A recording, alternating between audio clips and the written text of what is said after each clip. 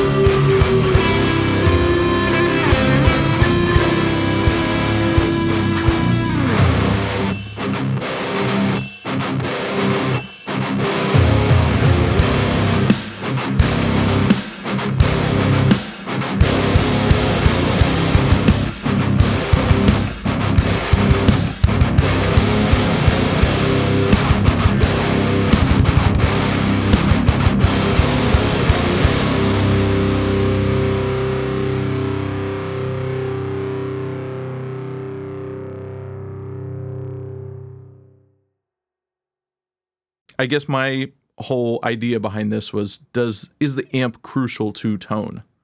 And yes, it can be. It often is, but it doesn't need to be. A lot of the tone comes from the distortion, and that distortion can come from a pedal going direct into your computer through an IR. Of course, the IRs, or speakers, that's going to be the most important part of your signal chain, really. So you want to find an IR that complements your particular pedal setup, but it's kind of a fun experiment, and I figure anyone who's doing home recording, you probably have some distortion pedals. You could even use distortion pedal plugins and try it out. Just bypass the amp and see if maybe you come up with some cool new tones that way. I don't know. Now, another goal I had in this was just to use cheap pedals, because maybe if it's a $300 boutique distortion, well, it's just a really nice pedal. Now, I don't entirely buy that. I'm not knocking the prices of boutique makers, but in terms of value for tone, I think you can get pretty much just as good of a tone as any boutique pedal from cheap pedals if you know where to look and you know what you're looking for, with some exceptions.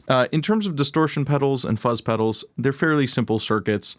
You don't need to spend a ton of money. They're using the same components as everyone else, essentially. So these are all cheap pedals. These two are just made in China clones, and the DoD Bone Shaker, I think they tried to originally market it as more boutique, and I don't know what the original price was, but when I bought this, it was only $40, which was a deep discount, and I thought a great deal. It's not a pedal that works on everything, but in this situation, it works pretty nicely because it has that EQ. My original plan was for the guitars to go from the Golden Horse into the Crab Core and then into a 10-band EQ, and that worked pretty well. It was a serviceable tone, but I just liked the Bone Shaker instead, and it was a little simpler, one less pedal, so it worked out. I'm not arguing that these are the greatest tones you could get, or certainly that this is the cheapest way to get great tones, because you could just get a free amp sim and it would probably sound better.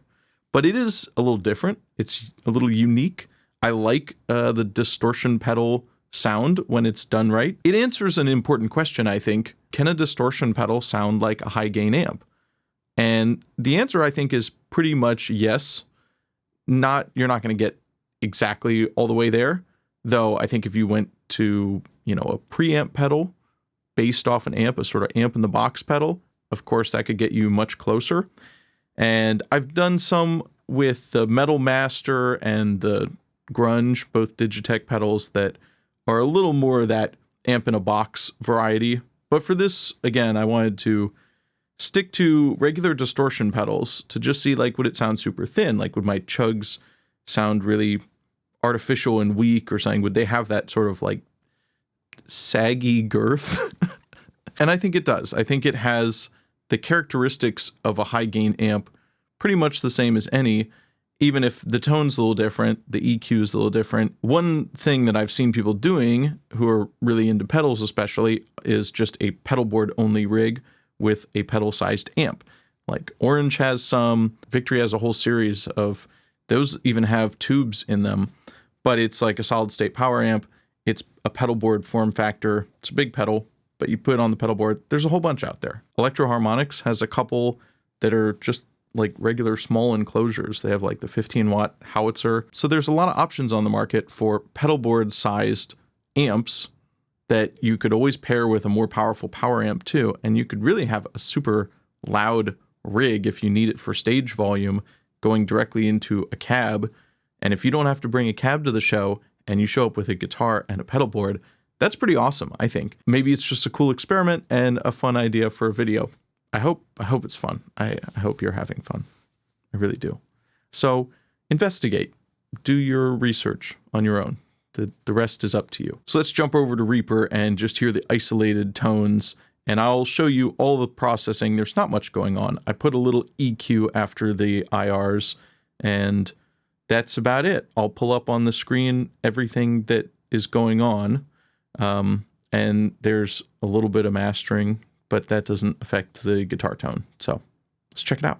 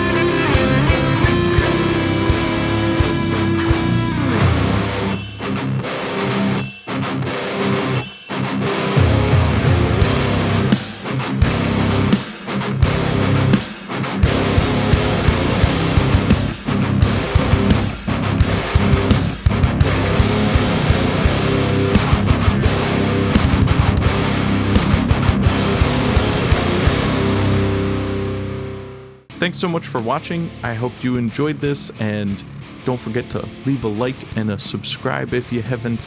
And you can come hang out on my Discord. I've got some free IRs and discussions of pedals and gear and stuff. So thank you so much, and I'll see you in the next video.